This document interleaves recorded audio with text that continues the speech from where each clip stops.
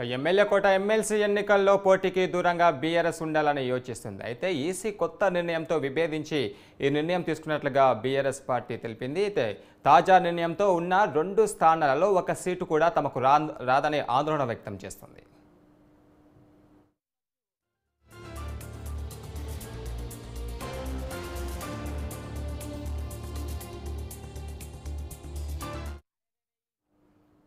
MLC ఎన్నికల్లో BRS party దూరంగా ఉండడంపై మరిన్ని అప్డేట్స్ మా ప్రతినిధి బ్రహ్మాజీ అందిస్తారు. బ్రహ్మాజీ చెప్పండి, ఈసీ తాజా నిర్ణయంతో ఏకీభవించిన బీఆర్ఎస్ పార్టీ ఎందుకు ఈ నిర్ణయం తీసుకుందని చెప్పుకోవచ్చు?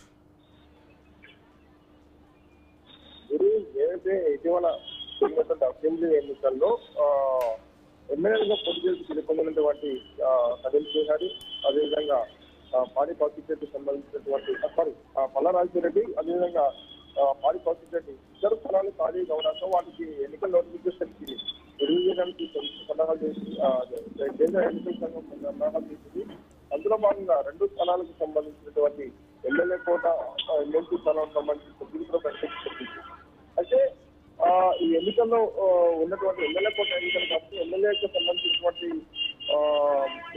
బలాన్ని బట్టి ఎమ్మెల్యే కోటలో ఎమ్మెల్సీ సీట్లు వస్తాయి. ఆ విధంగా చూసుకుంటే కాంగ్రెస్ పార్టీకి ఒకటి, టీఆర్ఎస్ పార్టీకి ఒకటి వచ్చే అవకాశం ఉంటుంది. కానీ ఈసీ కొత్తగా నిర్ణయం తీసుకుంది.